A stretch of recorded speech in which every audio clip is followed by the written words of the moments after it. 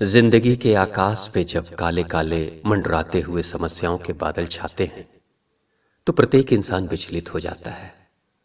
इंसानों में भी दो किस्म के इंसान होते हैं। पहला इंसान जब समस्या आती है तो उस समस्या के समाधान के लिए कार्य करता है, सोचता है, मनन करता है, चिंतन करता है, उसके जड़ में जाता है और जाकर समस्या के समाधान करने की कोशिश करता है। और एक समय आता है, तकलीफ तो उसकी बढ़ती है लेकिन समस्याओं से वो पूर्णतः निजात पा लेता है, छुटकारा पा लेता है। लेकिन वहीं एक दूसरी किस्म का इंसान ऐसा भी होता है जो एक समस्या से मुक्ति पाने के लिए किसी दूसरी समस्या को बुला लेता है, क्योंकि वो खुद कुछ नहीं करना चाहता है, सुविधा ढूंढता है और उसी सुविधा ढूंढने के प्रयास में वो एक दूसरी समस्या को अनजाने में ही आमंत्रित कर लेता है और दूसरी समस्या से फिर तीसरी समस्या। और एक वक्त ऐसा भी आता है, अपने ही द्वारा बुलाए गए, आमंत्रित किए गए समस्याओं के मकड़ जाल में वो खुद ही उलझकर नष्ट हो जाता है, समाप्त हो जाता है। मैंने सुना है कि न्यूजीलैंड एक ऐसा देश है जहां बहुत खूबसूरत खूबसूरत समुद्री चिड़ियाएं रहती हैं।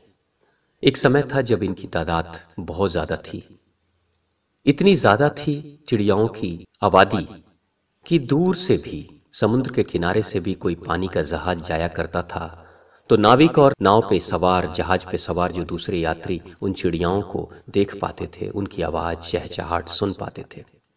लेकिन दुर्भाग्य से एक समय ऐसा भी आया, किसी समुद्री जहाज के साथ कुछ चूहे चले आए और वो चूहे जब न्यूजीलैंड के बंदरगाह पे जब जहाज रुका तो चूहे भी प्रवेश कर गए उस देश में। और चूहों ने देखा कि चारों तरफ चिड़ियाएं ही चिड़ियाएं हैं।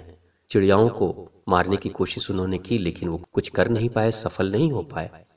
तो अंत में जब उनकी भूख बढ़ने लगी तो उन्होंने चिड़ियाओं के अंडों को और चूजों को मारना शुरू कर दिया, अंडों को खाने लगे।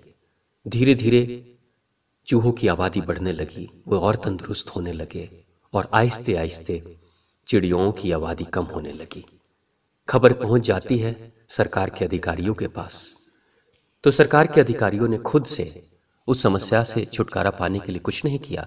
बेहतर उन्होंने सोचा, किसी ने सलाह दे दी कि कितना अच्छा होता अगर हम सांपों को लेकर आ जाते, और जब सांप आ जाते तो सांप चूहे को खा जाएंगे। सांप को छोड़ दिया गया बंदरगाह पे, उस समुद्री किनारों पे।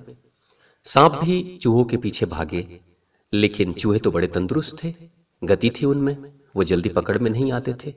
लेकिन भूख तो बढ़ने लगी सांपों की भी, तो इन्होंने भी सोचा कि सहूलियत तो इसी में है कि हम भी अंडे को खाएं, चूजों को खाएं। उन्होंने भी खाना शुरू कर दिया। धीरे धीरे सांप भी तंदुरुस्त होने लगे, उनकी भी आबादी बढ़ने लगी।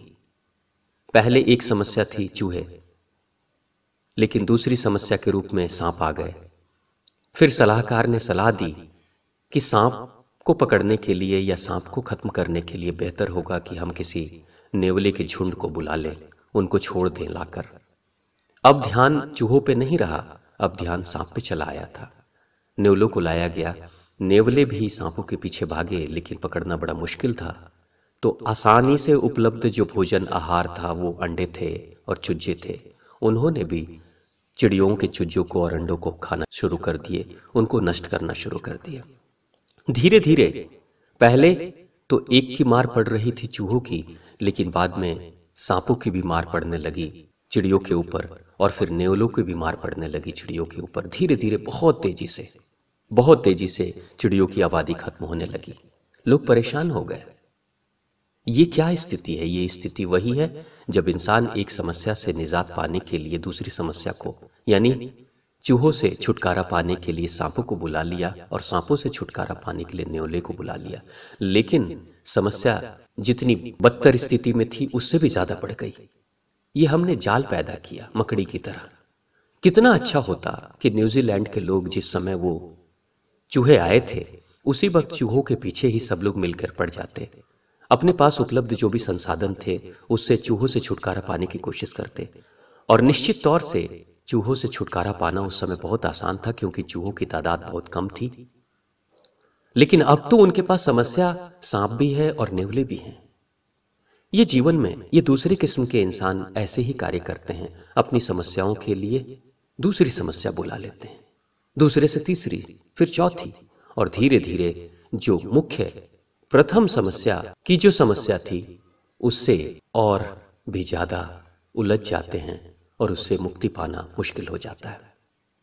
कहीं जीवन में हम भी तो ऐसे ही कार्य तो नहीं कर रहे हैं ना? कहीं हमने भी तो वो दूसरे किस्म के इंसान की तरह ही अपनी समस्याओं से छुटकारा पाने के लिए हम कोई दूसरी तरह की समस्या खड़ी तो नहीं कर रहे हैं? देखें, ध्यान दें कि ये गलती हमारे से तो नहीं हो रही है। बेहतर तो यही होगा प्रथम किस्म के इंसान की तरह समस्या जब सामने खड़ी होती है जाएं, उसके ही समाधान की कोशिश करें, प्रयास करें।